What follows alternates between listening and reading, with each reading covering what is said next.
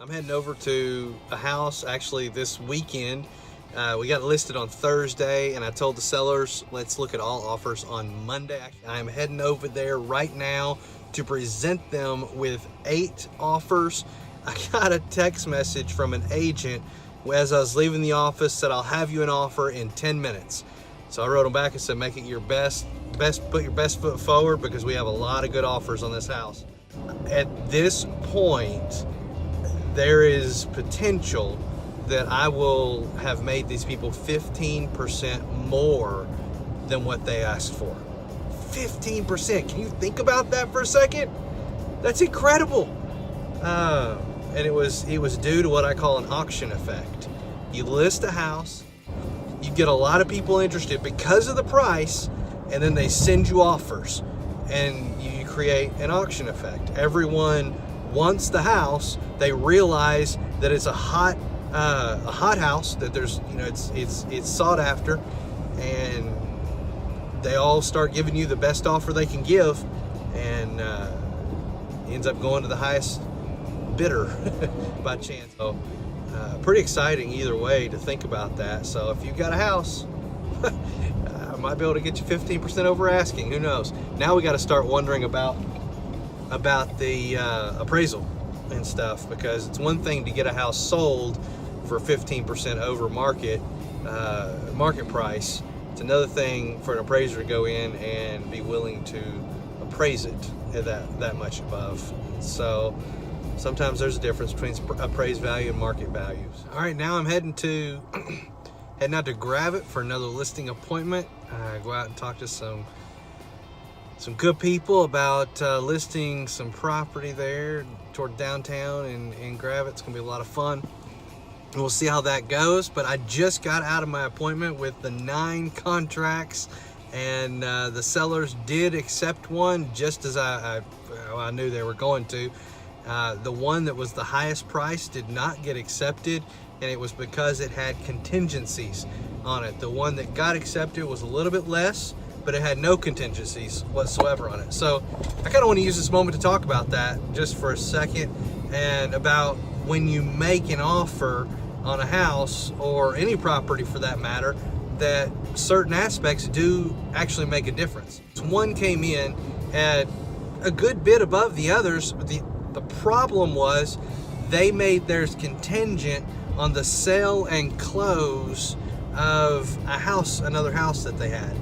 And talking to the sellers, they were nervous. I mean, they could have made a good bit more money than, let's say, the average person would bring home in a month. Okay, so this is the kind of money we're talking about here. So more money than the average person will bring home in a month, they could have made by accepting this offer that would have been contingent. But because they had no guarantees that this other house was going to sell, they decided to take one for less money.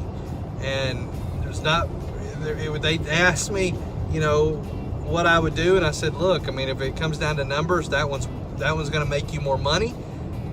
There's no guarantee it's going to close, though. And you just got to look at it for that way. If it's worth the chance, then let's do it. If not, we have these over here. There was 2 other offers that were very close to each other in price, about $1,600 in difference. And they asked me my opinion on that, and I said, I can't make that choice for you. This is up to you. You make the choice. I will tell you this: if it is purely numbers and there is nothing else to it, then I would go with this one. I don't know if this would have helped or not, but if you're a buyer and you know you're going to be in a multiple offer situation, I would write a letter to the seller. Write a letter to them, let them know who you are, let them know your situation, and why they should sell to you and not somebody else, because you don't know where your offer is going to come in. And let's face it, buying and selling is an emotional thing. If you write a letter to let them know who you are, and why they should buy it and why they should sell it to you, that sometimes holds sway. Had the one that was $1,600 less had a letter with it, might have made a difference to these sellers. But there was no letter, so we don't know. So just an FYI, if you're a buyer, not in every circumstance does that matter. But if you've got a few offers on the table and you make a good offer, you know that this is your best offer, you want to beat the other people out, then a letter does help. And I am leaving my my appointment in Gravit. Man, I tell you what, I'm having a lot of fun because this listing, this place, it's incredible. I want to tell you about it, but I'm not ready to tell you about it because of the fact that it's not ready. It's going to come on the market at the end of March, and as soon as it hits the market, I'm going to let everybody know because it's going to be fun to sell. So anyway, so I'm in there talking to them. They got to do some stuff to the house or to the property. It's not just house, it's actually a lot of stuff. So anyway, they got to do some stuff to the property that we talked about, and I had another agent that I wanted to be in with me on this because of just because of what it is. And so anyway, again, I don't want to get too into it, but it's gonna be a lot of fun. It's gonna be a lot of fun. And so we got this. It's gonna come on the market end of March, assuming they get everything completed that needs to be completed. The other thing, I'm leaving, and I get a text message. So I don't know, last week maybe,